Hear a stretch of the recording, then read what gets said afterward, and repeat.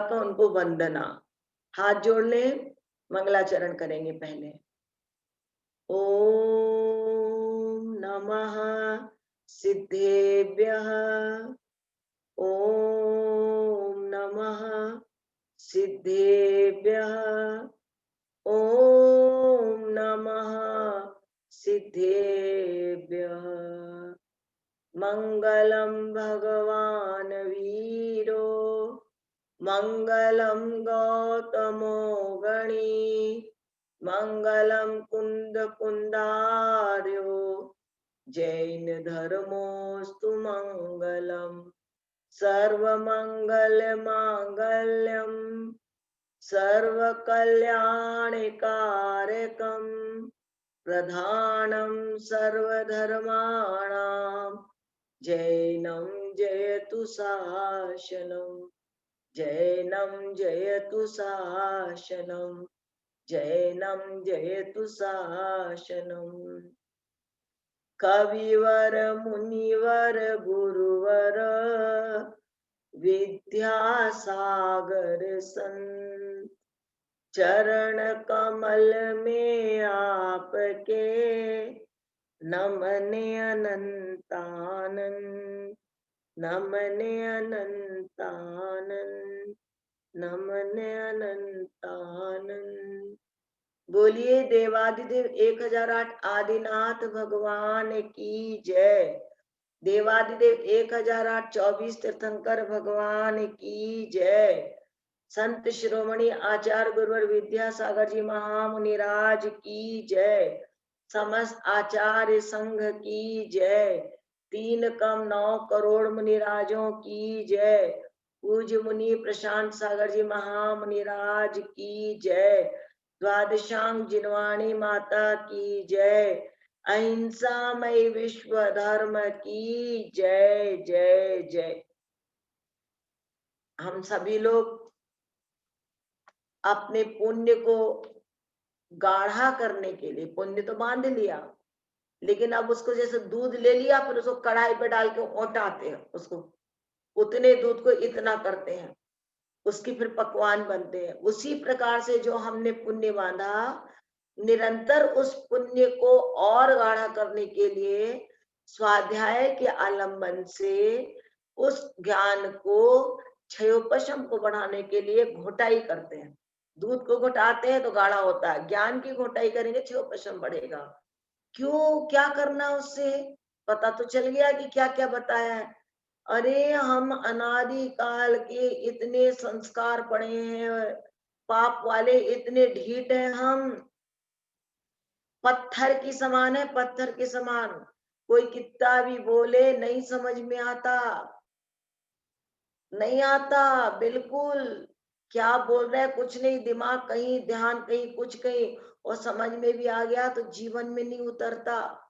तो इसलिए बार बार घोटाई करना पड़ता है, पढ़ना पड़ता है, क्योंकि आज नहीं पढ़ेंगे, इस जन्म में अभी नहीं करेंगे तो अगला जन्म हमारा बिगड़ेगा ही बिगड़ेगा बिना स्वाध्याय के। स्वाध्याय नहीं करेंगे तो अपना जन्म बिगड़ेगा। स्वाध्याय मतलब क्या? स्व का अध्ययन। बड़े बड़े शास्त्र पोथी पढ़ने की बात नहीं कर रही हूँ, अपने आत्मा को जानने के लिए कि मैं कौन हूँ, कहाँ से आया हूँ, क्या कर्तव्य है, ये अपने बारे में अध्ययन करना, यानी चिंतन करना, अपनी खोज करना। तो ये स्वाध्याय पढ़ने की बात की कल अपन ने बताया, परसों बताया, देव दर्शन किसका होता, 18 दोषों से रहित उनका, मंदिर जी में जाते समय किन बातों का ध्यान रखना आवश्यक है, पैर क्यों धोना जरूरी है, नहीं सही क्यों बोलना। आप दोबारा पढ़िएगा, मैंने ये तो आपको पढ़ा दिया है कि आपको इसको समझना है। घंटा बजाने का क्या मतलब होता है, घंटा से क्या होता है, ऐसे अपने को बताया।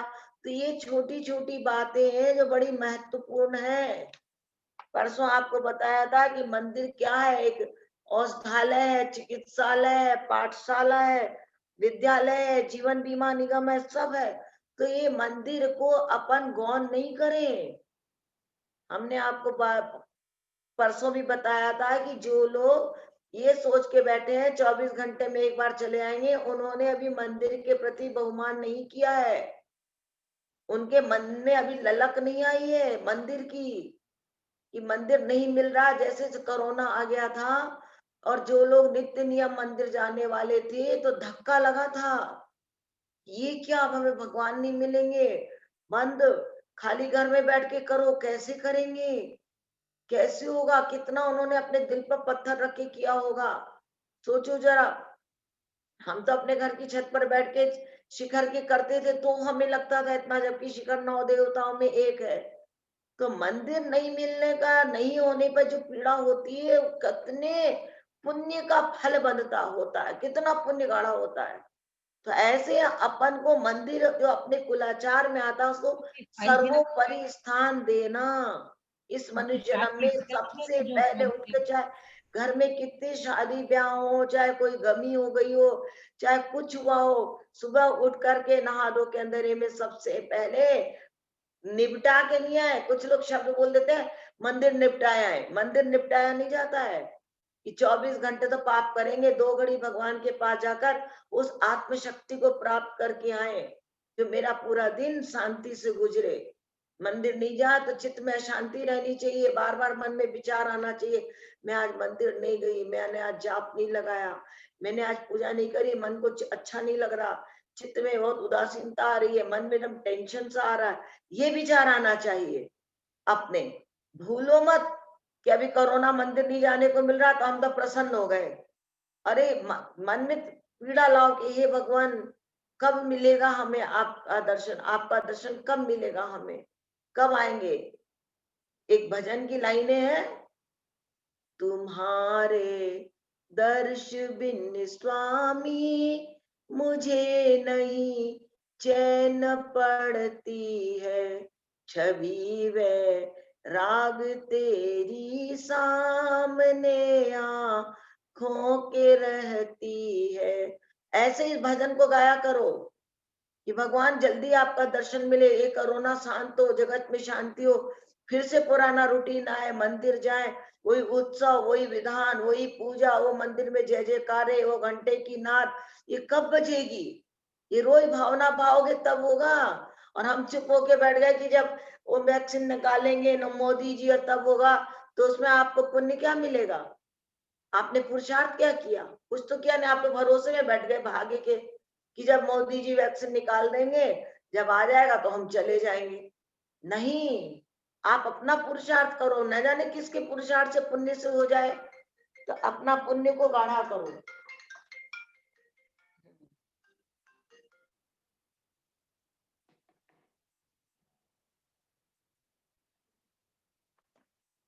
अपने इसको गाढ़ा कर, तो ऐसे मंदिर जाने का नियम ले कि हम मंदिर जाएंगे, पास में है तो सबसे पहले जाएंगे, नहीं है तो मजबूरी है, तो बात अलग है। तो कल अपनी बात चल रही थी कि मंदिर जी से भगवान के दर्शन करते समय किन किन भावनाओं को भाना चाहिए। कल हमने आज परसों यहाँ तक पढ़ लिया था। अब कह रहे हैं भगवान के दर्शन करते समय अपन को यही भावना भाना चाहिए, कैसे कि मैं आपके जैसा बनूं, गुण ग्रहण का भाव रहे, नित दृष्टि न दोषों पर जावे। हमारे क्या हो, भगवान के गुणों को देखना है तो उनके जैसा बनूं। और ये नहीं लिखा है कि मेरे को पुण्य मिल जाए। हम लोग क्या सोच कर जाते हैं, पुण्य का बंद होगा हर काम में, अरे इससे पुण्य का बंद होगा, इससे पुण्य, अरे ये करा करो मेरे पाप कटेंगे। पुण्य का नहीं चाहिए, पुण्य भी सोने की बेड़ी है, पुण्य भी संसार में रुलाएगी। तो हमें तो पाप जो मेरी आत्मा में लगे हैं वो काटना है। पुण्य तो अभी हमें चाहिए, तीर्थंकर बंधना है, सम्यक दर्शन धारण करना है, महाव्रत को अंगीकार करना है, अपने को तपस्या करनी, तो पुण्य के उदय में ही तो होगा। तो पुण्य को काटना नहीं है, पाप को काटोगे तो पुण्य अपने आप बढ़ेगा। तो अपनी सिर्फ दृष्टि बदलनी है, दृष्टि का बहुत प्रभाव पड़ता है। तो मैं, मेरे पाप कर्म शीघ्र नष्ट हो, मैं इसके लिए सुबह सुबह मंदिर आया हूँ, दिन भर मेरा अच्छा हो, पाप कर्म उदय में नहीं आए, कोई काम मेरा बिगड़े नहीं, व्यापार में कोई सा भी ऐसा, मुझे मोक्ष सुख की प्राप्ति हो, मुझे कौन सा मिले वो वाला सुख जिसके बाद दुख कभी आता ही नहीं है। और संसार के जितने भी जीव हैं सब सुखी रहे, भगवान के पास जाकर के अपनी सुख की कामना अकेले नहीं करना, जगत के सब जीवों की सुख की कामना करना। संसार के सभी जीव धर्म ध्यान करें, जो लोग मंदिर नहीं आते उनको मंदिर भेजा करो, जो लोग नियम लेके तोड़ दिए उनको बताया करो कि तुम मंदिर नहीं जाते हो, मंदिर आना चाहिए। किसी की डेथ हो गई है, कुछ हो गया, तब उन्होंने छोड़ दिया। अभी कोरोना है और कोरोना में मंदिर सब खुल गए ज्यादातर, लेकिन मंदिर में लोग मुश्किल से 15-20 आते हैं। तो उनको बोलो अलग अलग समय पे आओ, भीड़ मत मचाओ, अलग अलग, लेकिन मंदिर आओ, मंदिर छोड़ो मत। लोगों ने मंदिर छोड़ ही दिया, जो महीनों हो गए उन्होंने भगवान की शकल ही नहीं देखी है। ऐसे लोग हैं जो 2-4-20 है, जो उनको रोज कहा है आना है, पुण्य उनका, वो आते हैं, बाकी सबने छोड़ रखा है। संसार के सभी जीव धर्म ध्यान करें, ये भावना, ये धर्म ध्यान भावना है हमेशा कि सब कैसे लोग पाप से छूटे, ये विचार करना चाहिए। जैसे परिवार में बच्चे नहीं कहे में है, बहू बेटा सब लोग रहते हैं घर में, तो अब धार्मिक माहौल नहीं है, तो हर समय सोचा करो कैसे ये धर्म ध्यान पे लगे, कौन सा उपाय करें। तो ऐसी भावना भावना भी धर्म ध्यान है सबके लिए। सभी जीव धर्म ध्यान करें, सारे नरक खाली हो जाए, नरक में कोई नहीं जाए, नरक के सब जीव सुखी हो जाए, कोई बीमारी नहीं पड़े, किसी को रोग नहीं लगे। ये सब याद रखना है, अपन को रोज सोचना चाहिए। और कोई ऐसा कार्य ना करें हम जिससे हमें जेल जाना पड़े। जेल जाने का काम, कोर्ट मुकदमा, देखो जितना है अपने पास उसमें संतोष रखना। हम लोग तृष्णा बढ़ा लेते हैं, लालच करते हैं और उल्टा सीधा करके कर्ज ले लेते हैं, झूठ बोलते हैं, चोरी करने लगते हैं। फलस्वरूप जब भेद खुलता है, जब पता भंडाफोड़ होता है, तो सिवाय हथकड़ी के दूसरा कोई उपाय नहीं रहता है। अच्छे अच्छे घराने के लोग ये गलत काम कर लेते हैं। तो इसलिए अपने को संतोषी बनना, संतोषी सदा सुखी। कभी भी नियम ले लो कि कितनी भी मुश्किल आए मैं कर्जा नहीं लूंगा, चोरी नहीं करूंगा, झूठ नहीं बोलूंगा। इन्हीं के कारण आदमी अपने ही बिछाए जाल में फंस जाता है, और फिर जिनके लिए पाप करता है वो तो एक तरफ हो जाते हैं, और जिनने जिसके लिए किया था वो आदमी बेचारा फंस जाता है। एक दिन भजन की लाइनें सुनाई थी ना, पापाचार किया धन संग्रह, भोगत सब घर भेला। मतलब परिवार वालों के लिए, बेटा बेटी पोता पोती सबके लिए पाप करता हूँ, ये कर एन केन प्रकरण पैसा कमाता हूँ कि उनको सुख मिले, उनकी सब इच्छाएं पूरी करूं। उसके लिए झूठ भी बोलेगा, चोरी भी करेगा, कुछ भी करेगा, अपनी चादर से ज्यादा फैला लेगा। तो ऐसे पाप का कारण करके पापाचार किया धन संग्रह, भोगत सब घर भेला। पाप का आचरण करके, झूठ चोरी करके रुपया कमाया, और जो रुपया आया उस रुपये को भोग भोगने में पूरा घर शामिल हुआ, हंस हंस के। और फिर पाप के भागी कोई नहीं है, भोगत दुख अकेला, जीव तू समझ लिया तम पहला। कोई मरण समय नहीं तेरा। हम किसके लिए कर रहे हैं पाप? परिवार के लिए, अपने लिए नहीं कर रहा कोई, मोह के कारण। और जब पाप कमाया खूब, पाप जब उदय में आया, तो पाप के भागी कोई नहीं है, वो फल तुमको अकेले भोगना पड़ेगा। जिस समय पाप कर रहे थे तब तो होश ही नहीं था कि मैं गलत कर रहा हूं कि क्या कर रहा हूं। उस समय तो एक ही चीज दिख रही थी, पैसा, पैसा कमाना, पैसा आएगा तो ये करूंगा, और कोई ध्यान नहीं था कि ये पाप है, कर्म मैं ही भोगूंगा। अरे हर जीव के अपना अपना पुण्य, अपना अपना भाग्य, मेरे करने से क्या होगा? अपना उनका पुण्य होगा तो मिल जाएगा, नहीं तो नहीं। मैं पाप नहीं करूंगा, मैं गलत काम नहीं करूंगा, इतनी दृढ़ता रखनी चाहिए। अब आपने पाप बांध लिए, अब कर्मोदय में आ रहा है, अब आपको बीमारी लग गई, आपका एक्सीडेंट हो गया, पैसा खत्म हो गया, शरीर साथ नहीं दे रहा, अब आपको तकलीफ हो रही है तरह तरह से, अब कोई साथ नहीं दे रहा, बूढ़े हो गए, कोई दो शब्द बात करने को भी नहीं आ रहा। वो तो 2 टाइम खाना परोस दिया और वो अपने काम की ड्यूटी पूरी।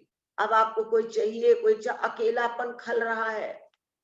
जवानी तो बिता दी परिवार के उसमें, सारी ताकत अपनी खो दी। अब है नहीं ताकत, अब बुढ़ापा आ गया, अब कोई के पास फुर्सत नहीं है, बैठे रहो अकेले में। तो ये कहाँ की बुद्धिमता है, ये मूर्खता है। ऐसा काम कभी नहीं करना, कभी भी नहीं करना। इसलिए कोई ऐसा काम ना करो जिससे कि जेल जाना पड़े और दुख भोगना पड़े। ओम नमः, सबसे क्षमा, सबको क्षमा, सभी आत्मा परमात्मा बने। सुबह उठ करके ये भाव माना चाहिए बिस्तर में बैठ करके। जब बिस्तर को छोड़ो अपना, तो उस समय भावना माना चाहिए हर जीव सुखी रहे, सब परमात्मा बने। भगवान के दर्शन करते समय किस प्रकार के भावों का त्याग करना चाहिए, क्या ऐसी भाव करे जो भाव उसको त्याग करे। तो भगवान के दर्शन करते समय देखो किन भावों का त्याग करना है। कभी भी धन, वैभव, धन और वैभव में अंतर क्या है? धन रुपया पैसा, वैभव घर में सोना चांदी हीरा मोती, बड़े बड़े झालर झाड़ फानूस, ये तरह तरह की चीजें। वो पद आदि की, पद यानी अध्यक्ष पद बन जाए, कोषाध्यक्ष, राष्ट्रपति, ऐसे बड़े बड़े पद मुझे मिले समाज के, की प्राप्ति से भावों का त्याग करना। मंदिर में कभी भी किसी प्रकार की सांसारिक सुखों की वांछा लेकर नहीं जाना। निकांक्षित अंग का पालन करना, निकांक्षित, बिना कोई वांछा के। क्यों मंदिर फिर काय को जाए? अरे पाप कर्मों को नष्ट करने के लिए जाए। हमें सबसे ज्यादा परेशान कौन कर रहा है?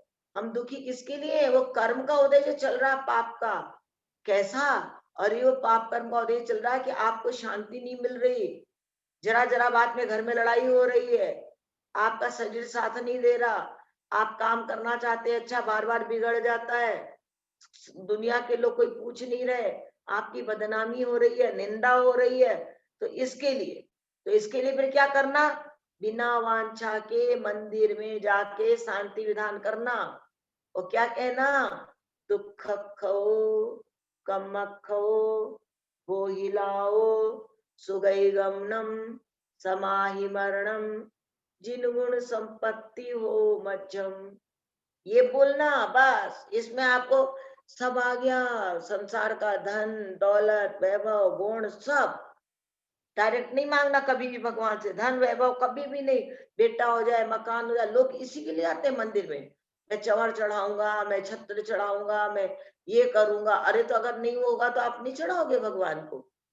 भगवान तो वीतरागी है, भगवान तुम्हारे छत्र चढ़ाने से तुमको नहीं दिए, तुम्हारा पुण्य बढ़ा, निकांक्षित अंग का पालन किया तुमने, बिना किसी वांछा के आके नियम लेके कि मैं रोज मंदिर जाऊंगा, सुबह मैं 108 शांति विधान करूंगा, 11 विधान करूंगा, भक्तामर्जी विधान करूंगा, कल्याण मंदिर स्तोत्र पढ़ूंगा, तरह तरह से मैं दान करूंगा, साधु को सत्पात्र को दान दूंगा, औषधालय में दूंगा। तो देखो पाप कर्म कैसे नहीं जाएंगे, 100% जाएंगे आपके। आप बिना किसी वांछा के ये दान और पूजा दो चीज करो, आपके कर्म फटाफट कटेंगे, कोई काम नहीं रुकेगा आपका।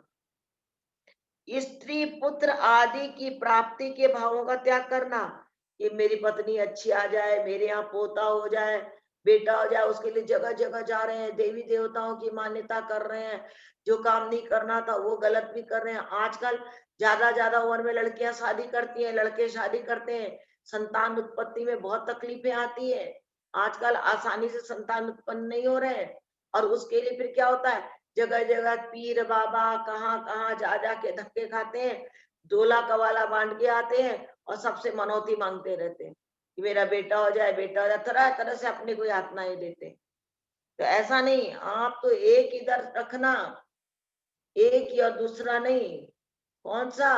तेरे दर को छोड़कर किस दर जाऊं मैं, सुनता मेरी कौन है, किसे सुनाऊं मैं।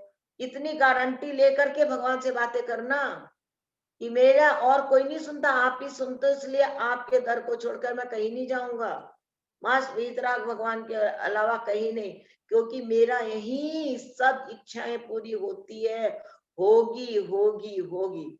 ये उसका कहते हैं श्रद्धा, इसको कहते हैं विश्वास, बिना किसी वांछा के। कोई स्त्री पुत्र इसकी कामना नहीं करना, उसका मरण हो जाए, चुनाव में वो हार जाए, किसी का बुरा नहीं सोचना, चुनाव में हार जाए, दुकान उसकी नष्ट हो जाए, उसकी नौकरी छूट जाए, परीक्षा में उसका बेटा फेल हो जाए, ऐसे बुरे भाव भी दूसरों के लिए नहीं करना। लोग करते हैं ईर्ष्यावश। हमें किसी से ईर्ष्या करके क्या हो जाएगा, एक बात बताओ। किसी का अच्छा रहा तो अपन को देख, दूसरों की बढ़ती को कभी न ईर्ष्या भाव धरे। ये ईर्ष्या क्या है? मायाचारी, ये पाप, महापाप। दूसरे का बढ़ रहा है, उसने पुण्य कमाया, तुम भी पुण्य कमाओ, तुम्हारा भी बढ़ेगा। सब जीव जगत के सुखी रहे, ऐसी भावना भावना। तो कभी भी किसी के लिए बुरा सपने में भी नहीं सोचना, चाहे वो आपका शत्रु ही क्यों ना हो। शत्रु के लिए भी सुख की भावना भाना। तो ऐसा करने से क्या होगा? उसका अच्छा हो या ना हो, आपका तो अच्छा ही अच्छा होगा। आपका बुरा होगा ही नहीं। क्यों नहीं होगा? क्योंकि आप हर समय दूसरों की भलाई चाहते हैं, हर समय। ये एक बहुत बड़ा तरीका है, वैज्ञानिक दृष्टिकोण है। भगवान तो बोल के गए, और लोग भी कहते हैं, तुम जैसा पॉजिटिव सोचोगे वो होगा। आप गलत सोचोगे तो गलत गलत होने लग जाएगा। इसलिए सोच अपनी सकारात्मक बनाना, नेगेटिव सोच नहीं बनाना। बिल्कुल कभी भी मंदिर में इन बातों को याद करके रखना। लोग ज्यादातर ये सब करते हैं, 12 और 13 पूरा ध्यान से पढ़ के इसको दोबारा रट लेना। पाषाण या धातु की मूर्ति में पूजिता कैसे आती है? क्या ये प्रश्न हो रहा है कि पाषाण और धातु में, वो तो सचमुच के भगवान सिमंदर स्वामी है, महाराज सचमुच के दिख रहे तो हमें श्रद्धा आती है। लेकिन पाषाण और धातु में कैसे पूज्य बना हो गया? वो तो मिट्टी के हैं, पत्थर के हैं।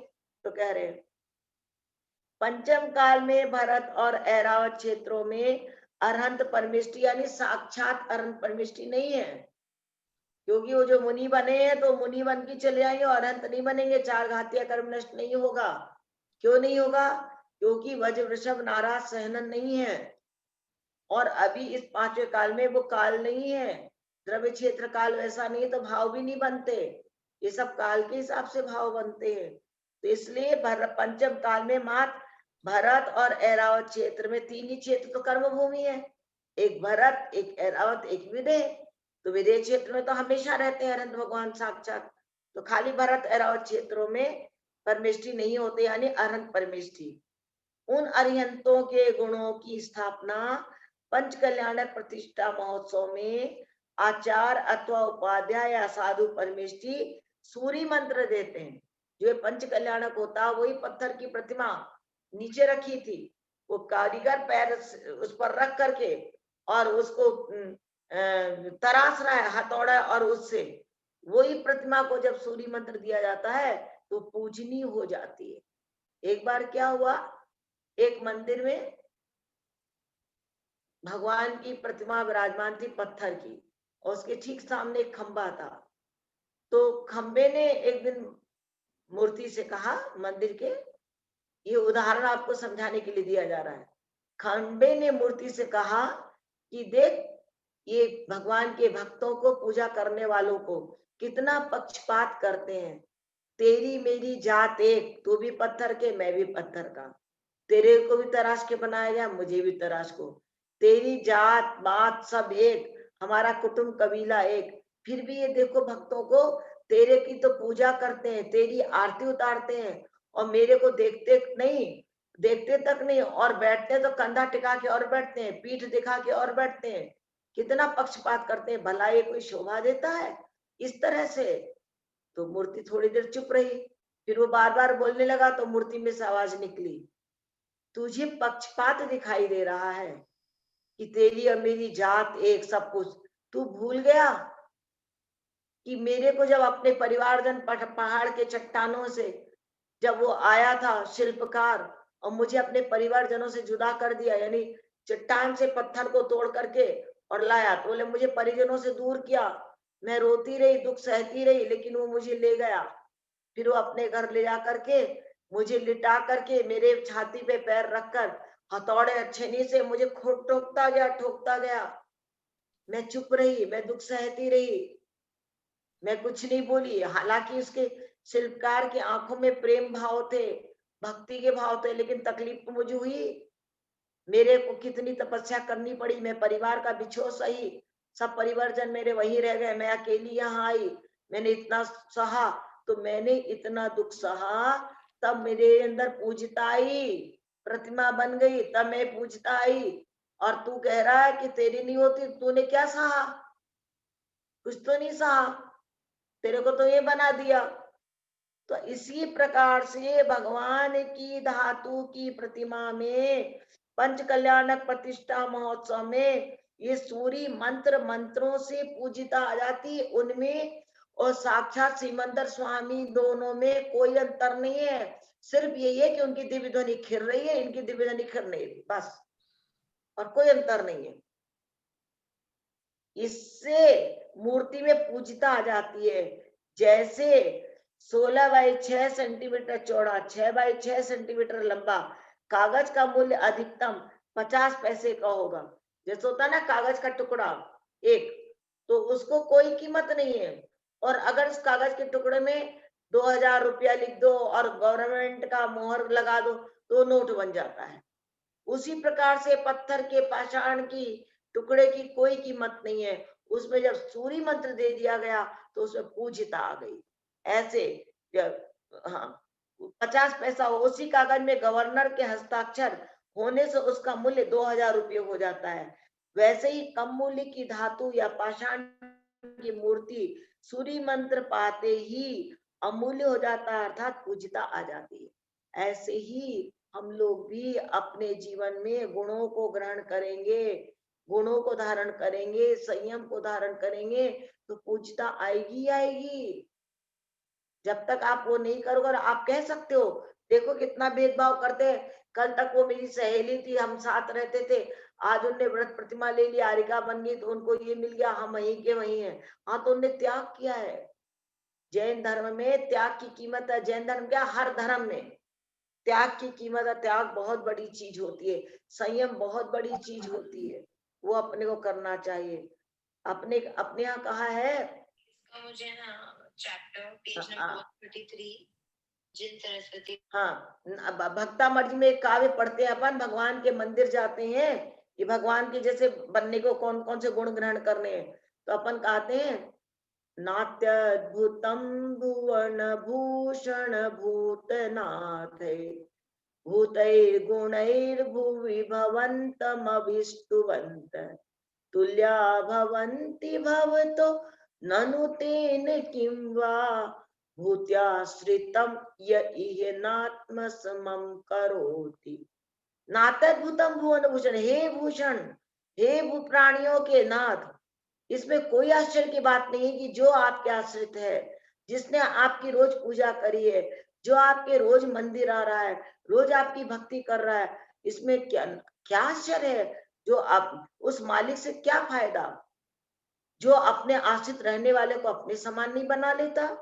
तो मैं अगर भगवान बन जाऊं तो इसमें आश्चर्य की क्या बात है? क्यों? कि सच्चा मालिक वही होता है जो मैं अपने आश्रित को, यानी जिसने आपकी सेवा अर्चना पूजा की है, वो एक दिन भगवत्ता जरूर प्राप्त करेगा। आपका यही प्रभाव है। तो ऐसे भक्ति से भगवान की करोगे तो हम भगवान जैसे बनेंगे, भगवान बनेंगे। तो पाषाण की प्रतिमा भी भगवान बना देगी हमें, पूजिता आ जाएगी, अमूल्यपना आ जाएगा। जब भगवान का भक्तामृत का काव्य पढ़ो तो ऐसे ही पढ़ो, तभी तो होगा, नहीं तो नहीं होगा। कैसे होगा? अब मंदिर जी में अपन पहुंच गए तो वहां कौन कौन से कार्य नहीं करने चाहिए, ध्यान से सुनना। कोई भी अमल नहीं करता है मंदिर में, बिल्कुल भी विनय नहीं, रिगार्ड के साथ नहीं, तीन लोक के नाथ के सामने कैसे उठना, कैसे बैठना, कैसे रहना, कैसे बोलना, ये अपने को विनय गुण है। विनय मुख्य द्वारम, विनय को मोक्ष का द्वार बताया, अतः इसको करने से विनय आएगा। तो कह रहे हैं मंदिर जी में निम्न कार्य नहीं करना, देव, शास्त्र और गुरु से ऊंचे स्थान पर नहीं बैठना चाहिए। जहां जिनवाणी रखी हो, जहां जिनेन्द्र भगवान वेदी में विराजमान हो, जहां मुनिराज आसन पे विराजमान हो, वहां उनके आगे ऊपर, उनसे ऊपर स्थान पे नहीं बैठना। माना आप नीचे नहीं बैठ पाते, डॉक्टर ने मना किया है, घुटनों में दर्द है, कमर में दर्द है, तो आप स्टूल पे बैठ जाइए। आप पता चला कुर्सी के बराबर महाराज जी का चौकी है और आपकी ऊंची बढ़ रही है और आप कुर्सी पे बैठे हो महाराज जी से ऊंचे, कैसे अपनी आत्मा गवाही देगी कि हम उनसे ऊंचे बैठ जाएं? नहीं देगी। तो इसलिए स्टूल पे बैठ जाओ। चौकी पे बैठ जा, पर उनसे ऊंचे मत बैठना। क्यों, क्या होगा? विनय खत्म होता है, और विनय नहीं है तो आपके पास कहाँ मोक्ष मिलेगा? विनय से ही तो आता है। अपन को कैसे भगवान के पास रहना, कैसे बैठना, कैसे उठना, उसी से आता है, नहीं तो नहीं आता है। देखो रावण जो था कितनी भक्ति करता था भगवान की, कितनी। तो एक बार वो कैलाश पर्वत के जिनालय पे भक्ति कर रहा था, तो इतनी भक्ति में तल्लीनता, इतने मधुर कंठ से गा रहा था, वो अपने में डूबा था। तो उसकी एकदम तार टूट गया, उसके सितार वादन का टूट गया, तो उसने हाथ की नस तोड़ के जोड़ी। तो उसकी इस भक्ति से देवता लोग, देवों में आसन कंपायमान हुआ। वो नीचे आए देखने को कुछ देव कि ये कितना अच्छा गाते हैं, हम इनका सुने। तो वो भक्ति कर रहा था, ये लोग सुने। तो उसके बाद इन लोगों ने रावण की बहुत प्रशंसा करी कि आपकी भक्ति है, अटूट है, अपरंपार है, इतने मधुर कंठ से आप गाते हैं, हम लोग देवलोक से आपकी सुनने के लिए आए हैं, आप बोलिए आपको क्या चाहिए, हम आपको वो देंगे। तो बोले मुझे क्या चाहिए, मुझे कुछ नहीं चाहिए। रावण लालची नहीं था, वो तो सीता की वजह से पर स्त्री का उसको आ गया, कर्म का उदय होता है, अन्यथा रावण एक अच्छा इंसान था। तो उसने कहा नहीं मुझे कुछ नहीं चाहिए। तो बोले अच्छा चलो, तुम नहीं मांग रहे हो, हम तुम्हें दे रहे हैं। तो उन्होंने एक विद्या उसको दे दी, और वो विद्या उसके बहुत काम में आई, विद्या। तो ऐसे भक्ति करने वाले को नित नई भक्ति करनी चाहिए। संसार में सबसे बड़ी चीज है कर्म काटने की, तो वो है भक्ति। और कैसी नई, नित नई। वृंदावन जी कवि थे, जब ये भारत पाकिस्तान का आंदोलन चल रहा था, तब कितने लोगों ने सब जेल गए, वहां बंद रहे, सब क्या क्या हुआ इन लोगों ने करा। तो जेल में वृंदावन जी ने तरह तरह की नई नई पूजाओं की रचना करी। इस भावना के कारण रावण को, क्या ये सच है या नहीं?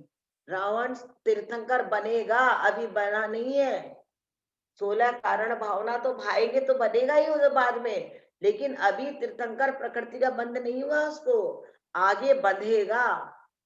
अभी तो वो तीसरे नरक में है रावण, पर क्योंकि उसकी वो मतलब भगवान की वाणी में खिर गया कि ये आगे आने वाले समय में बंधेगा, अभी नहीं, जब आएगा तब। क्योंकि वो मरा ही ऐसे, उसके पहले कहाँ तीर्थंकर प्रकृति बनता, पद्म पुराण पढ़ो, कहीं गए ही नहीं हो, केवली सुत केवली के पाद मूल में। इसलिए कोई श्रावक, और कैसे लिख रहे हैं देव, हाँ पूछे, कोई श्रावक दर्शन कर रहा हो तो उसके सामने से नहीं निकलना।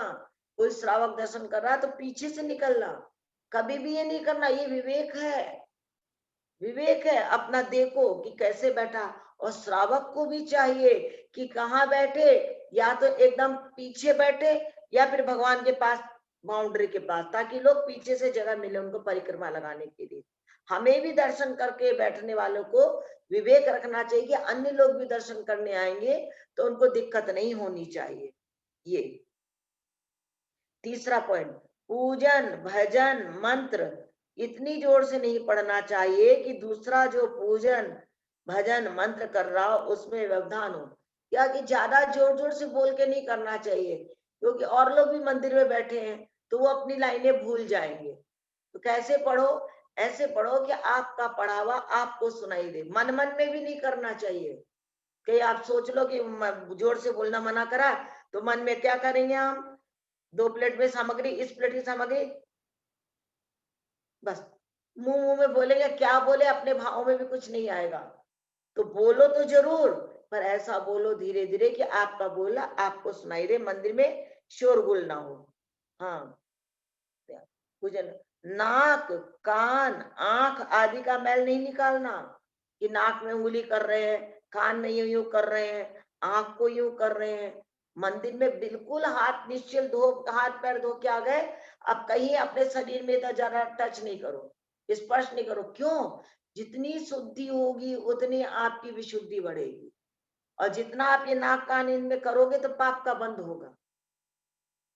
मंदिर भी आए, पूजा भी करी, और कुछ कमाया भी नहीं, व्यापार भी खोला, दुकान भी खोला, पैसा भी लगाया, और पैसा प्रॉफिट हुआ नहीं, तो हम मूर्ख बन जाएंगे। तो मंदिर में नाक कान आंख का मैल नहीं निकालना, हाथ पैर बैठे बैठे योग कर रहे हैं, बार बार ये कर रहे हैं, ये सब नहीं करना। मंदिर में स्थिरता से रहना चाहिए। शौच आदि को पहनकर गए वस्त्र पहन कर नहीं जाना। जो आप जंगल शौच जाते हैं, टॉयलेट जाते हैं, और आजकल तो सबका कम वो होता है एक साथ, तो उनमें जो कपड़े पहन कर गए हैं, जो 2 नंबर आप गए हैं, वो वाले कपड़े पहन करके मंदिर में नहीं जाना। हाँ, वो बात अलग है, अपवित्र पवित्र हुआ कि कोई कारण हो गया, आप तीर्थ यात्रा पे निकले हैं और अब आपको सामान उधर गया वे, तो फिर आप मंदिर जी में सीढ़ी पे चढ़ के दूर से दर्शन करें, मंदिर जी की कोई भी चीज को छुए ना, बिल्कुल भी। हाँ। अशुद्ध पदार्थ, lipstick, nail polish, cream, scent आदि लगाकर नहीं जाना चाहिए। इसकी तो बोलो ही मत। मंदिर में तो कितनी लिपस्टिक, मंदिर में खुशबू आती है। जब लोग श्रावक परिक्रमा लगाते हैं, अब बैठे रहते हैं, तो मंदिर में पूरे में खुशबू छा जाती है। क्यों मंदिर में सेंट लगाना? मंदिर में 3 लोग के नाथ के पास आए हैं हम 2 घड़ी के लिए, अपने कर्म को काटने के लिए, कि मंदिर में आकर के ये कर्म बांध रहे हैं हम। क्या फर्क पड़ जाएगा अगर आप सादगी से जाएंगे? तो क्या आपको अच्छा नहीं लगेगा, या भगवान का आशीर्वाद नहीं मिलेगा, या आप बैकवर्ड बन जाएंगे? मंदिर में तो शुद्ध कपड़े पहनो।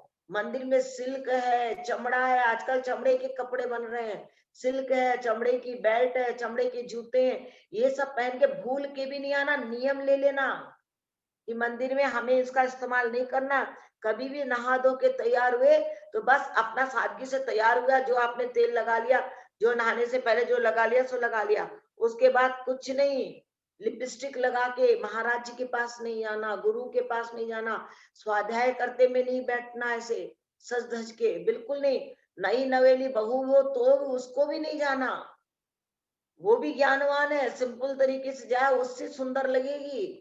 मंदिर में नहीं तो कार्टून लगते हैं, जो ज्यादा लिपस्टिक और ये सब सज धज के मेकअप करके उटपटांग कपड़े पहन के आते हैं, वो कार्टून लगते हैं, वो अच्छे नहीं लगते। जगह के हिसाब से वेशभूषा पहनेंगे तो आपका व्यक्तित्व बनेगा। आप जिनवाणी के पास कैसे बैठे हो, गुरु के पास कैसे जा रहे हो, घूमने पर नहीं आ रहे तो आपको जो मर्जी है ऐसो करो, लेकिन देव सास गुरु के पास ऐसे नहीं करना।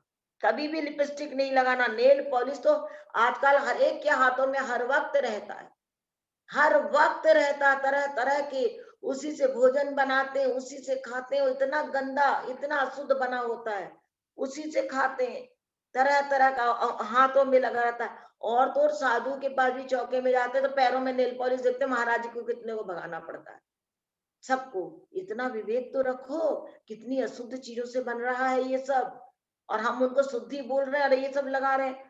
गुरु के पास जाओ रोज, कभी कोई शादी ब्याह कोई मौका पड़ा तो लगा लो, क्यों 12 महीना लगाए रखना जो याद नहीं रहता मिटाने का? क्रीम, सेंट, परफ्यूम क्यों? आपकी व्यक्तित्व की खुशबू आएगी। महाराज जी के कमरे में जाओ, जब जहां आचार्य श्री बैठते हैं अन्य साधु, वहां कोई क्रीम पाउडर सेंट नहीं रहता है, लेकिन एक अलग प्रकार की खुशबू आती है, जिससे ऐसा अंदर उनके अंदर जाते लगता ताजगी आ गई। किसकी खुशबू है? तपस्या की, त्याग की, शुद्ध आचरण की, तो वो है असली खुशबू। बिना कुछ लगाए महक रहा है, और यहाँ लगाने लगाने के बाद भी बदबू आती है। तो ऐसे नहीं बनाओ, ये मनुष्य जन्म नहीं मिलेगा दोबारा। ये जन्म मिला है अपने को, तो ये सब चीजें अनादिकाल से हम करते आए थे। ये सेंट, लिपस्टिक, क्रीम, पाउडर हर जन्म में यही किया। क्या नहीं किया? त्याग नहीं किया, छोड़ा नहीं। Lipstick, nail polish, cream, powder ये लगा लगा के मंदिर गए, यही करते हैं तो हम अभी तक संसार में भटक रहे हैं। वो तो पुण्य योग था जो मनुष्य जन्म फिर मिल गया, फिर से जिनवाणी माँ मिल गई जो हमें समझा रही, सिखा रही, हमें पुरानी बातें याद दिला रही है। तो इसलिए अब नहीं करना मंदिर में ये सब काम। मंदिर में आकर क्रोध अहंकार नहीं करना, घमंड नहीं करना, लड़ाई नहीं लड़ना। क्रोध कर रहे हैं, लड़ रहे हैं, देखो अभी वो अशोकनगर का कैसी शर्मिंदगी की खबर थी, देखा नहीं जा रहा था। हम लोग पढ़े लिखे हैं, हम जिनेंद्र भगवान के भक्त हैं, हमारा एक अलग प्रभाव पड़ता है, और हम दुनिया को ये परिचय दे रहे हैं कि हम लड़ते हैं मंदिर में धर्म को लेकर के। क्यों लड़ना? जिसको जो अच्छा लग रहा हो करो, कोई किसी को रोको टोको नहीं, सब अपना अपना धर्म अपने हिसाब से कर रहे हैं। क्यों इस पर किसी को जबरदस्ती लगाना, नहीं लगाना। मंदिर में चाहे कितना भी क्रोध आए, कितना भी हो, किससे अहंकार कर रहे हो, किसको दिखाना चाह रहे हो, वहां सब भगवान के पास आए हैं, भगवान को देख रहे हैं। तो मंदिर कोई क्लब थोड़ी है जो वहां पे अपन ये सब करते हैं, नहीं करना। किसी को गाली नहीं देना चाहिए। मंदिर में भी अपशब्द होता है। चतुर्दशी अनंत चौदस को पूजा वो होती है, साल भर का हिसाब किताब, तो उस दिन सब गाली गलौज लड़ाई करते हैं। सारे साल भर का किया धर्म 14 के दिन ही सब मिटिया मेट कर देते हैं। इसलिए बंधुओं, अपने आप को जगाओ, अपने आप को समझाओ। औरतों से भी कहूंगी, महिलाओं बहनों से, कि औरत धर्म पत्नी होती है, औरत घर की जड़ होती है। जड़ अगर मजबूत नहीं होगा तो वृक्ष हिल जाएगा, फल लगेंगे नहीं। वो धर्म के संस्कार पति को भी देती है, क्योंकि धर्म पत्नी है वो। तो हमेशा इन चीजों के लिए बताए, और खुद भी संस्कारवान बने। जब खुद ही नहीं है तो पति को क्या देगी, खुद बने संस्कारवान। सगाई विवाह खाने पीने की चर्चा मंदिर में नहीं करनी चाहिए। उसकी शादी में ये लेन देन हुआ, उसके में ये हुआ। मंदिर में तो तत्व चर्चा करो, आश्रव कैसे होता है, सम्य ज्ञान कैसे होता है, भगवान के जैसे बनना है तो हमें क्या करना है, उपवास में क्या करना है, ऐसी चर्चा करो। ये सगाई ब्याह खाने की चर्चा करनी हो तो मंदिर से बाहर आ जाओ, कि भैया बहुत दिन मिले हैं, बाद मिले हैं, अब ये मिलेंगे नहीं तो चलो मैं नीचे आ रही हूँ, नीचे बात करेंगे, मंदिर में नहीं करेंगे। पता चला भगवान का तो अभिषेक शांतिदार हो रहा, अब बातों में लगे, ब्याह व शादी बारात की नहीं करना। दुकान ऑफिस राजनीति आदि की चर्चा नहीं करना। क्या क्रिकेट में ये हुआ तो नरेंद्र मोदी ने ये करा, तो किसानों की रैली में ये सब नहीं करना। और झूठे मुंह से तो जाना ही नहीं चाहिए। पहली बात तो खा के जाओ ही नहीं मंदिर, और खा के गए तो कुल्ला कर लो, पहले बाहर मुख शुद्धि करो तब जाना। चमड़े तथा रेशम की वस्तुएं पहनकर नहीं जाना, कभी भी नहीं। ऊनी चमड़ा रेशम नहीं पहनना, यह शुद्ध है। काले नीले लाल भड़कीले वस्त्र नहीं पहनना। काले नीले, देखो काला रंग तो कभी नहीं पहनना। काला तो कृष्ण लेशा का प्रतीक है। जैसा कलर का एक कलर थेरेपी होती है, उसका बहुत प्रभाव पड़ता है। तो ऐसे काले नीले लाल भड़कीले वस्त्र नहीं पहनना चाहिए। लाल में मतलब कौन सा लाल, जो एकदम खूनिया रंग रहता है वैसा। वैसे पिंक गुलाबी ऐसा हल्का लालिश पे हो, उसमें दिक्कत नहीं है। लेकिन काला और नीला तो दिक्कत ही देगा। और काला तो सबसे ज्यादा, और लोग सबसे ज्यादा काला पहन के आते हैं। क्या जाने क्या फैशन है काले का। वो कहीं जा रहे हैं तो काले कपड़े पहन के गया, मंदिर जाना है 24 घंटे में एक बार नियम है तो काले पहन के आते हैं। तो काले पहन के आओगे तो आपके अंदर की विशुद्धि बढ़ेगी नहीं। आप वही देखो, सफेद पहन के जाओ तो अंदर मन प्रसन्न रहता है, चित्त प्रसन्न, आनंद में रहता है। और जितना सज धज के जब मंदिर जाते तो उतना आनंद नहीं आता था, जितना ये सफेद खत हथकरघा को पहनने में शुद्धि में अंदर की विशुद्धि बढ़ती है। भगवान के पास जाके ताजगी आ जाती है। करके देखो, आजमा के देखना कभी, बहुत अच्छा लगता है। मोबाइल का प्रयोग नहीं करना कभी नहीं मंदिर में। मंदिर तो मोबाइल लेके नहीं जाना, गुरु के पास लेके नहीं जाना, चाहे कुछ भी हो जाए। और मान लो दिन भर के लिए मंदिर में उपवास व्रत है, कुछ भी है, तो पहले तो उपवास के दिन नहीं करना चाहिए। और मान लो आप करते तो मंदिर में भगवान के सामने मोबाइल से बात नहीं करना, नीचे उतर के बरामदे में कहीं जाके करना, सामने नहीं करना। इनसे क्या होता है, इन सब से पाप का बंध होता है। कौन सा, असाता वेदनी का। विवेक नष्ट हो रहा है। अब अपन को मोक्ष मार्ग में चलना है तो हमें मोक्ष मार्ग के योग जो कार्य है वो नहीं समझ में आएगा। विवेक खत्म हो गया। हमारे अपने को तो भगवान से प्रार्थना करनी है, भगवान सब कुछ चला जाए, जिन धर्म विनिर्मुक्तो माँ भवे चक्रवर्त्यपि स्या चेटोपि दरिद्रोपि जिन धर्मानुवासित है। जिनेन्द्र भगवान के दर्शन के बिना मुझे चक्रवर्ती पद मिले, कुछ भी मिले नहीं चाहिए। गरीबी के साथ, गरीबी आ जाए लेकिन जिनेन्द्र भगवान ना छूटे तो गरीबी भी मंजूर है। वो गरीबी भी मंजूर है, हमें ऐसे गरीबी में रहना मंजूर है। ऐसे जिनेन्द्र भगवान की भक्ति का बहुत प्रताप है, बहुत फल है। उसको इन ये बातें इतनी एक एक बात सटीक लिखी है, याद कर करके मुनि श्री ने लिखा है। तो इनको सबको अमल करना। इनमें से कई लोग आधी से ज्यादा तो अमल ही नहीं करते हैं, सब करते हैं ऐसे ही। ज्यादा होगा तो झूठे मुनि जाएंगे, चमड़ा भी मंदिर में पहन जाते, रेशम पहनते हैं, सब मोबाइल जाता भगवान की वेदी के आगे खड़े खड़े बात करते, काले रंग पहन के जाते हैं, नाक कान आंख सब गंदगी चलता है, हाथ चलता, सब हाथ भी नहीं धोते हैं। इसलिए ऐसा नहीं करना। बहुत अपने पुण्य को बढ़ा लो बंधुओं। ये मौसम अवसर मिला है, संकल्प नियम ले लो तो फल मिलेगा, बिना संकल्प के नहीं मिलेगा। दर्शन करने से कौन कौन से लाभ होते हैं? तो दर्शन करने से सबसे पहले तो सम्यक दर्शन की प्राप्ति होती है। सम्यक दर्शन कैसे? जिनेंद्र भगवान हाथ पे हाथ धरे बैठे हैं, ज्यादा इधर उधर अवगमन नहीं, दुनिया को देख नहीं रहे, ना सागर दृष्टि बैठे हैं। ऐसी वीतरागता मुझे भी लानी है। मेरा भी स्वभाव यही है, शरीर मेरा नहीं है, मैं इसी सजाने में लगा हूँ, उसको खिलाने पिलाने में लगा हूँ। ऐसा श्रद्धान आत्मा का बना लेता है। तो सम्यक दर्शन, और यदि सम्यक दर्शन है पहले से तो वो और मजबूती पे आ जाता है। अनेक उपवासों का फल मिलता है जिन भगवान के भक्ति से दर्शन करने से, शुद्धता से। ये सारी बातें अगर नहीं करोगे तो आपको अनेक उपवास का फल मिलेगा। असंख्यात गुणी कर्मों की निर्जरा होती है। भगवान के निधत्ती निकाचित जैसे कर्म क्षय हो जाते हैं। जितने भी चमत्कार हुए, देखो सीता की अग्नि का नीर हुआ, किससे हुआ? भगवान की भक्ति से हुआ। उसी से तो हुआ। मैना सुंदरी के पति का कुष्ठ रोग दूर हुआ, उसी से हुआ।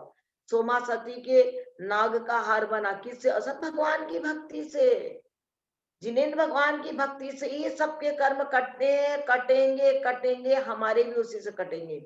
लेकिन कब? जब हम भगवान के प्रति पूर्ण रूप से समर्पित आस्था और उनके कानून नियमों का पालन करके करेंगे तो। नहीं तो नहीं होगा। हम छोड़ेंगे कोई चीज नहीं, एक भी चीज नहीं छोड़ेंगे। हम सब चमड़ा भी पहनेंगे और मोबाइल से बात भी करेंगे, लड़ेंगे भी, लिपस्टिक भी लगा कर जाएंगे, क्रीम पाउडर सज धज के जाएंगे, अशुद्ध कपड़े पहन के जाएंगे। अब विधान कर रहे हैं तो अब फिर कहते हैं फल नहीं मिल रहा, तो कहाँ से मिल जाएगा फल? आपने जिन भगवान, हर जगह आप जाते हैं तो देखो, कोर्ट में वकील जाता है तो अपनी एक यूनिफॉर्म है वो पहन के जाता है। स्कूल में बच्चे जाते हैं अपनी यूनिफॉर्म उससे जाता है। डॉक्टर जब हॉस्पिटल में ऑपरेशन थिएटर में आता है अपनी यूनिफॉर्म में जाता है। अपने छुल्लक जी अलग जी आरेगा ऐसा अपनी यूनिफॉर्म में। तो सबकी अपनी अपनी ड्रेस वेशभूषा है तो उसका प्रभाव पड़ता है। उसी प्रकार से हमें भी मंदिर में कैसे आना है तो उसका प्रभाव पड़ेगा, नहीं तो नहीं पड़ेगा। हमारे यहाँ मंदिर में कांजी स्वामी जी वाले पंडित जी को 10 लक्ष्मी में बुलाया, शास्त्र वाचन कर। तो हम क्या करें भाई? आपके मंदिर में बुलाया जाता है, आप जानो आपको क्या करना है, आप समझो। पढ़ने के बाद क्या आपको पुरुषार्थ करना है? एन के न प्रकरण गलत का। मैंने कहा ना, भाग्य के भरोसे मत बैठो। जो लोग भाग्य के भरोसे बैठते हैं कि क्या करे, ऐसा ही होता है। पुरुषार्थ करो। कैसा करो? कि पहले से पर्यूषण पर्व आने से 2 महीने 3 महीने पहले सांगानेर में 1000 पढ़ रहे बच्चे, तो आपको बेस्ट वाला मिलेगा, बुकिंग कर लो। अपने आप ही हो जाएगा, करके तो देखो, अपने आप होगा। अपन को किसी की निंदा बुराई नहीं करनी है, सच्चा धर्म करना है बस। हाँ। असंख्यात गुणी कर्मों की निर्जरा जब ही होगी जब हम इन कानूनों को फॉलो करेंगे तब, नहीं तो नहीं होगी। पुण्य का आश्रय होता है, पुण्य बंधेगा, यानी जो नवीन कर्म बंधेगा पुण्य का बंधेगा। मन के सारे अशुभ भाव नष्ट हो जाते हैं, किसी के प्रति क्रोध अहंकार घृणा नफरत राग द्वेष नहीं आएगा मन में, क्योंकि बस भगवान भगवान दिख रहे। वो गुरु जी के पास जाओ तो बस गुरु जी दिख रहा और कोई नहीं दिख रहा, ये आनंद आता है। अब प्रातः काल दर्शन पूजन करने से पूरा दिन अच्छी तरह व्यतीत होता है। सोचो, प्रातः काल करने से, कब? सुबह 7 बजे चाहिए मंदिर, अभिषेक भी मिलेगा, शांति धारा भी मिलेगी। और सुबह के समय का वातावरण इतना पवित्र होता है, क्योंकि जितने भी ये चोर उचक्के डाकू लुटेरे शराबी कबाबी सब हत्या करके 4-5 बजे सो जाते हैं, जिसके वो 12 बजे उठते हैं।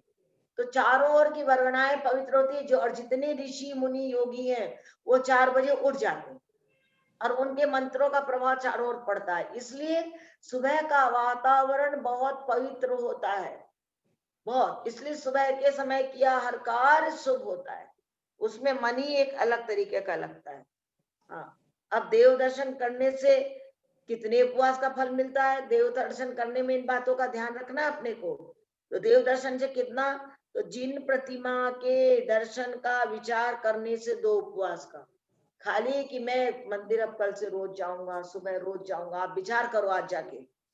लेकिन ईमानदारी वाला, देखा देखी वाला नहीं, अंतरंग से, तहे दिल से कि कैसे मैं अपना रूटीन चेंज करूं, इसके लिए पुरुषार्थ करो। ये सब उलट पुलट, अभी तक सब गड़बड़ चलता था, अब सुबह उठेंगे जल्दी। सिर्फ ये सारे काम कब आपके हो जाएंगे? सिर्फ सुबह की 1 घंटे की नींद पहले तोड़ो, बस आधा 1 घंटा पहले आप जल्दी जग जाओगे, आपके पूरा दिन काम अच्छे से चलेगा। और वही जरा लेट हो गए तो सब चीज में गड़बड़ हो जाएगा। तो जल्दी उठो, अलार्म लगा के सो। भाई रोज आप उठते थे 6 बजे, 6:30 बजे, अब आप 5 बजे उठ जाओ, 5:30 उठ के नहा धो के देखो, आपका सब काम टाइम से होगा, आपको जैसे जाना है। ये उसका बहुत बड़ा ये मतलब एक लॉजिक है कि आप जरा सोने का, नींद को तोड़ो, प्रमाद को त्यागो, सब काम अच्छा होगा। दर्शन करने की तैयारी कि बस सामग्री धो रहे हैं, जिरवाणी निकाल लिया, उसकी इच्छा से 3 उपवास का। जाने की तैयारी यानी अब हमको मंदिर जाना है, अब उसकी तैयारी तो 4 उपवास का। घर से जाने लगता उसे, जो अब घर से निकल गया उसको 5 उपवास का। जो कुछ दूर पहुंच गया उसे 12 उपवास का। सोचो अब जब ये दर्शन का समय शिखर जाओगे तो क्या होगा। जो बीच में पहुंच जाता है उसको जो भी 15 उपवास का। जो मंदिर के दर्शन करता है उसे 1 माह के उपवास का। जो मंदिर के आंगन में प्रवेश करता है उसको 6 माह के उपवास का। जो द्वार में प्रवेश करता है उसे 1 वर्ष के उपवास का। ये उसको मिलेगा जो नियम लिए हुए है। जो प्रदक्षिणा देते हैं उसे 100 वर्ष के उपवास का। बताओ, जो जिनेन्द्र देव के मुख का दर्शन करता है उसे 1000 वर्ष के उपवास का फल मिलता है। और जो स्वभाव से अर्थात निष्काम भाव से बिना किसी इच्छा के जिनेन्द्र भगवान की अंतरंग से स्तुति करता है उसे तो अनंत उपवास का फल मिलता है। सोचो जरा कितनी महिमा है भगवान जिनेन्द्र के दर्शन करने की। इसमें देव शास्त्र गुरु तीनों को लगाना। खाली अनंत भगवान तो है ही, लेकिन जिनवाणी और गुरु की उनकी भी इतने ही महिमा है। अपने को वही करना है। तो अपन को मेन इनमें किस बातों को ध्यान रखना है कि मंदिर जी में कौन कौन से कार्य नहीं करने चाहिए। एक तो इसको आपको ध्यान रखना, पूरी तरीके से रखना है। और दूसरा, भगवान के दर्शन करते समय कौन सी भावनाओं को भाना चाहिए, ये समझ गए। ये आपको अच्छी तरह से। और दूसरा, मंदिर जी में प्रवेश करते समय अपन को कैसे प्रवेश करना चाहिए नीचे से, उसका। तो ऐसे आप इनको बार बार पढ़ेंगे, समझेंगे, तो आपका जीवन धन्य हो जाएगा। आपको हजारों उपवास का फल मिलेगा। और ये आज का दर्शन करने के बाद मैं आपको बताऊं, जयपुर के थे अमरचंद जी दीवान सेठ थे, कोई अमरचंद जी सेठ को जैसे थे। तो वो भी स्वतंत्रता सेनानी के युद्ध में चले गए जेल। अब जेल में गए तो उन्होंने जेल में खाना पीना नहीं खाया। तो वहां एक कानून है कि जितने भी कैदी आए हैं सबको भोजन करना जरूरी, क्योंकि मरना नहीं चाहिए, ये भी एक अपराध है। तो उनको कहा, तो बोले मेरे मंदिर का दर्शन का नियम है, जब तक मैं मंदिर के दर्शन नहीं कर लूंगा मैं आपका अन्न जल नहीं लूंगा। तो बोले कि तो मंदिर का दर्शन नहीं करोगे तो नहीं लोगे तो क्या तुमको मरना है? बोले मरना है। तो बोले मंदिर तो तुम्हें नहीं मिलेगा। बोले हमें आप 2 आदमी के साथ भेज दो। जेल के आदमी है तो बगल में मंदिर है, 2 किलोमीटर दूर पे दर्शन करूंगा और वहां से वापस आ जाऊंगा, मैं भोजन कर लूंगा। बोले नहीं। तो बोले आप देख लो। अब 2 दिन बीत गया। तो वहां के जो ऑफिसर्स वगैरह सब थे, अधिकारी लोग, उन लोगों ने बड़े अधिकारी दिल्ली वाले को फोन किया, यहाँ एक ऐसा आया है कैदी जो कहता है बिना दर्शन के खाऊंगा ही नहीं और दर्शन करने जाने को बोलता है। तो उन्होंने कहा नहीं, उसको समझाओ, ऐसे नहीं होगा। बोले कुछ भी हो जाए मैं नहीं। तो फिर अब उन्होंने कहा कि बड़े उच्च अधिकारी खुद आए चल के जयपुर। उन्होंने समझाया कि तुम गलत कर रहे हो, तुम्हें खाना पड़ेगा। बोले मैं मर जाऊंगा नहीं खाऊंगा। बोले क्या करोगे? बोले मुझे मंदिर भेजो। बोले मंदिर तो तुम जेल से तो बाहर तुम निकल ही नहीं सकते, ये तो कानून है कट्टर, तो रहने दीजिए। तो फिर उन्होंने सबने मीटिंग करी, सब करा, जेल के अंदर ही उसके लिए मंदिर बना। वो कट्टर था, नियम था, तो देखो जेल में ऑफिसर्स को मंदिर बनाना पड़ा और वहां वो रोज पूजा पाठ किए और फिर भोजन किया। किसका फल है ये? त्याग का। अगर त्याग नहीं होता तो वो तो खा लेते, ये नियम नहीं है। तो हमें इसी प्रकार से त्याग करने के बाद परीक्षा होती है, और जब परीक्षा में पास होते हैं तो उस समय जो आनंद आता है ना, जो अनुभूति होती है, वो बाद में नहीं मिलेगी। इसलिए संकल्प पूर्वक हर कार्य को करना, चाहे आप थोड़ा ही करना, लेकिन संकल्प पूर्वक करना। बिल्कुल ठीक है। अपना टाइम हो गया। आपको कुछ पूछना है तो पूछिए। हाँ दीदी, मैंने हम्म। वो तत्व सूत्र में भी छठे अध्याय में पहला सूत्र था, जब जहाँ आश्रव के बारे में बता रहे हैं, हाँ वहाँ पे भी हाँ ऐसा था कि काया और वचन और मन हाँ है, ये तीनों हाँ का, क्योंकि काया पे अपन कंट्रोल कर सकते हैं कि अपने बॉडी को अपन बिठा के, और हाँ वचन को भी अपन कंट्रोल कर सकते हैं कि अभी मेरे को कुछ कम बोलना है, ये करना है। लेकिन जैसे ही अपन इन दोनों को कंट्रोल करते हैं, वो मन जो है वो इतना भागता है, उस हम्म। पे अपना कंट्रोल नहीं हो सकता, मतलब मन हर मिनट दौड़ता है। तो वो आश्रव आते हैं अपन मतलब हाँ अच्छे हाँ शुभ और अशुभ जो भी है। हाँ तो हाँ मंदिर जाने से और स्वाध्याय करने से यही है कि आप अपने मन को रोक सकते हैं अपन, और कि जो मन में जो विचार आते हैं या जो शुभ और अशुभ जो भी तरह के भाव आते हैं, मंदिर जाने से वो अपने बुरे कर्म भी करते हैं और अच्छे कर्म जुड़ते हैं। वे यही कब करते हैं, अच्छे जुड़ते हैं, और चित्त प्रसन्न हो जाता है तो समझ लो मन की विशुद्धि हो रही है।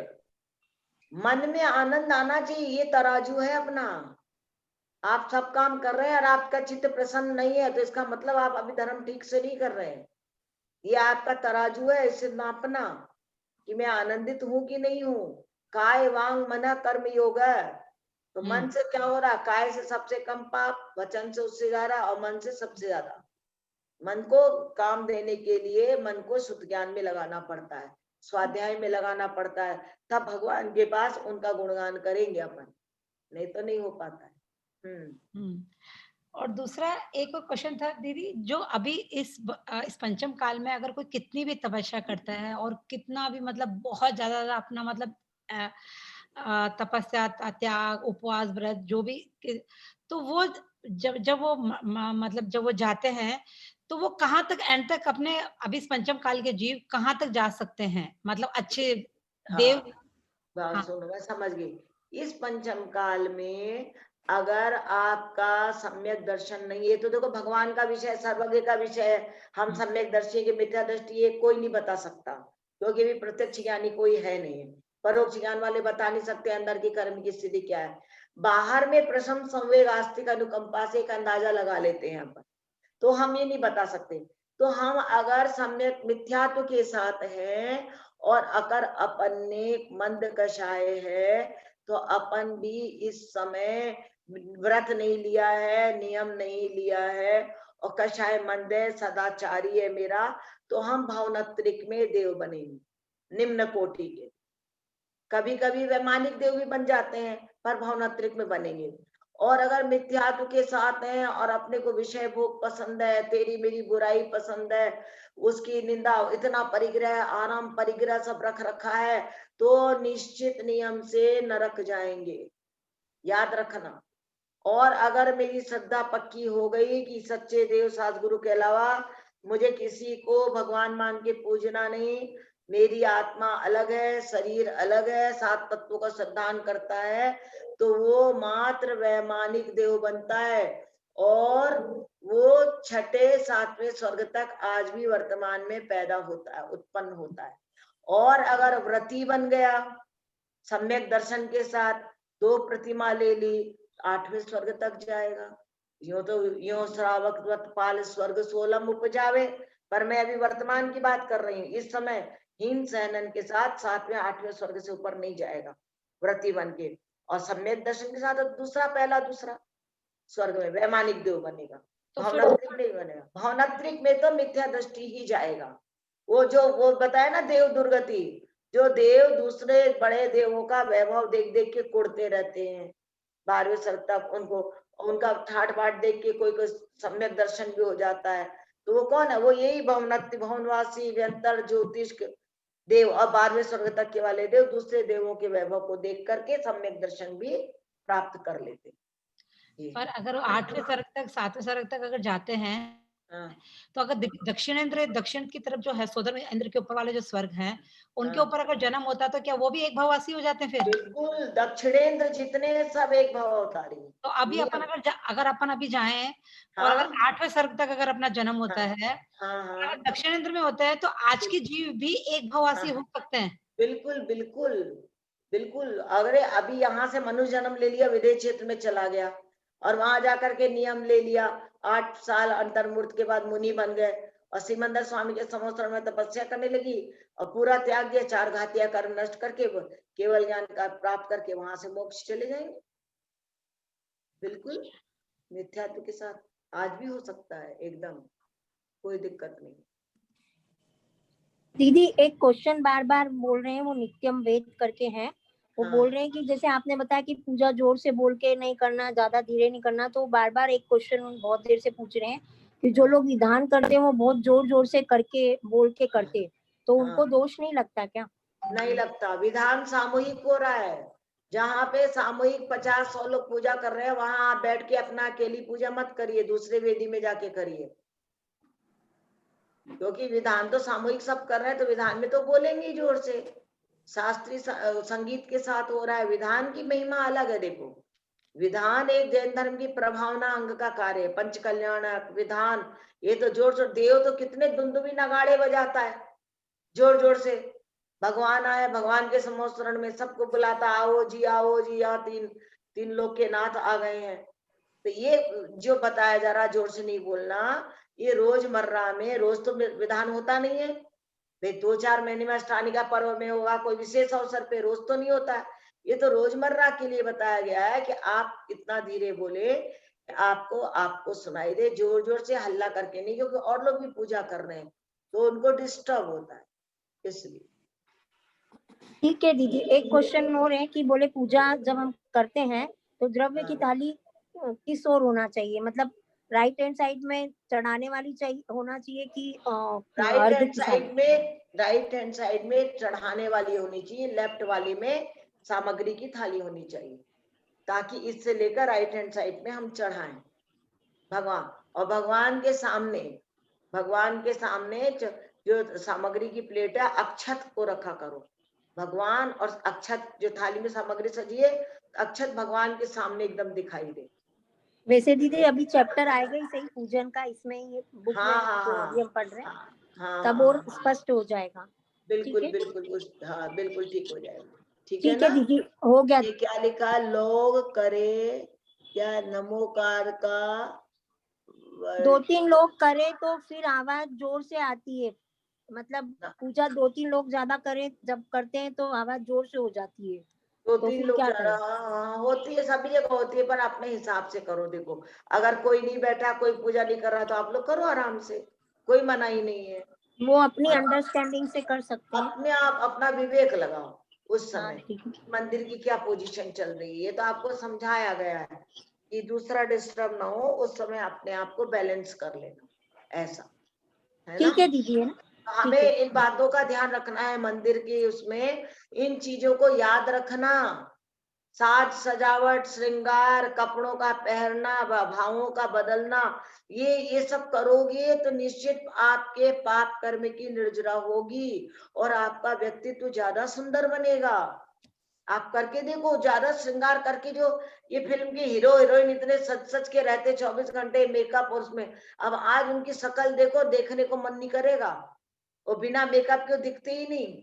झुर्रियां 100,000 पड़ी हुई है। और वही अपने साधु संतों को देखो जो मेकअप नहीं करते थे, उनसे ज्यादा उम्र के, तो ऐसा लगता कितना नूर टपक रहा है। आचार्य जी को देखो, अभी भी इतने वृद्धा अवस्था आ गई है, 76 साल के हो गए, लेकिन चेहरा लगता नहीं रखते रहो, जबकि इतने अस्वस्थ है। किसके प्रभाव है? तपस्या और सादगी का। सादगी में ज्यादा सुंदरता आती है। इसलिए मंदिर में मत सजो, बाकी आपको जो करना सो करो। ठीक है ना। सुशीला जी जिनवाणी स्तुति। हाँ, मिथ्यात्म नाश वे को ज्ञान के प्रकाश वे को आपा पर भास वे को भानु से बखाने है। छह वो दरवे जान के को बंद विद्य बान वे सपर पिछान वे को परम परवानी है। अनुभव बताए को जीव के जताइए काहू न सताए को भवे उर आनी है। जहाँ तहाँ तारवे को पार के कारवे को सुख विस्तार, यही जिन वाणी है। हे जिन वाणी भारती कोई जपो जिन रैन, जो तेरा शरणा गए सो पावे सुख चैन। जहाँ वाणी के ज्ञान से सूझे लोकालो, ओ वाणी मस्तक चुनो सदा देत हूँ दो। देव भजो अरहंत को गुर सेवो निर्गन, दया धर्म पालो सदा यही मोक्ष का पन। काय सत